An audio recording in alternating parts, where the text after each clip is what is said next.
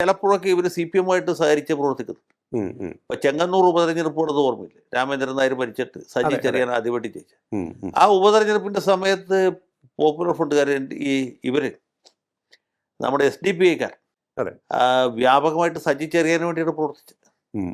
ഈ കഴിഞ്ഞ നിയമസഭാ തെരഞ്ഞെടുപ്പിൽ പേരാവൂർ മണ്ഡലത്തിൽ SDPI എല്ലാവരും തന്നെ CPM സ്ഥാനാർത്ഥിക്ക് വേണ്ടിയാണ് പ്രവർത്തിച്ചത്. സക്കീർ ഹുസൈൻ എന്ന് പറയും, നമ്മുടെ സണ്ണി ജോസഫിനെതിരായിട്ട്. എന്നിട്ട് സണ്ണി ജോസഫ് ഏതാണ്ട് ചെറിയ ഭൂരിപക്ഷത്തിൽ ജയിക്കും. അപ്പം ഇങ്ങനെയൊക്കെ ഇവർ ചെയ്യുന്നുണ്ട്.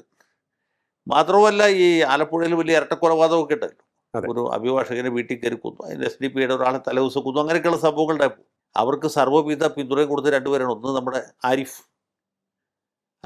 അതുപോലെ തന്നെ MLA ചിത്തരഞ്ജൻ, അതുപോലെ സലാം, ഇവരൊക്കെയാണ് പോപ്പുലർ ഫ്രണ്ടുകാർക്ക് സഹായം ചെയ്തു കൊടുത്തത്. അത് കഴിഞ്ഞ് അവർക്ക് പ്രകടനത്തിന് അനുവാദം കൊടുത്തു. സാധാരണയിൽ അങ്ങനെ ഈ പോപ്പുലർ ഫ്രണ്ടിൻ്റെ ഫ്രീഡം പരേഡൊക്കെ എത്രയോ കൊല്ലമായിട്ട് നിരോധിച്ചൊക്കെയാണ്.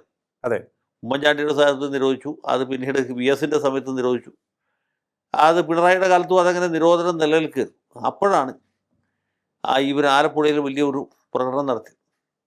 അതിന് അനുവാദം കൊടുത്തു തന്നെ ഈ CPMന്റെ ഈ നേതാക്കന്മാരുടെയൊക്കെ സമ്മർദ്ദത്തിൻ്റെ ഫലമായിട്ടാണ്. അരിയും മലരും വാങ്ങിച്ചെന്നുള്ള മുദ്രാവാക്യമൊക്കെ ഓർക്കണം. അതെ അതെ അതെ അതൊക്കെ കഴിഞ്ഞ് അധികം വൈകാതെ പോപ്പുലർ ഫ്രണ്ട് നിരോധിച്ചു, നേതാക്കന്മാരൊക്കെ ജയിലിൽ പോയി. അപ്പോൾ ഇവർ ഒന്ന് പത്തി ഒതുക്കി നിൽക്കുകയാണ്. അപ്പോഴാണ് തെരഞ്ഞെടുപ്പ് വരുന്നത്.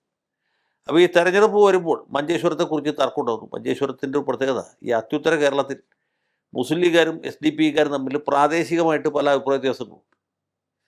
അതുകൊണ്ട് അവർ സ്വന്തം സ്ഥാനാർത്ഥിയെ നിർത്താൻ ഉദ്ദേശിച്ചു. അത് മതേതരത്വത്തിന് വലിയ വെല്ലുവിളിയാവും എന്ന് ഇവിടെ മാധ്യമങ്ങൾ പറഞ്ഞു.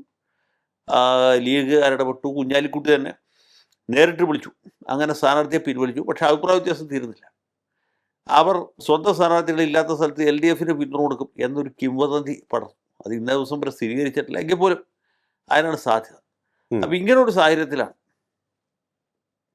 ഇത് വീണ്ടും ചർച്ചാ വിഷയമായതും. ഈ ഇടതുപക്ഷ പാർട്ടി SDPIക്ക് ആരെ വേണമെങ്കിൽ പിന്തുണയ്ക്കാതിരിക്കുകയോ ചെയ്യാം, അത് അവരുടെ ഇഷ്ടമാണ്.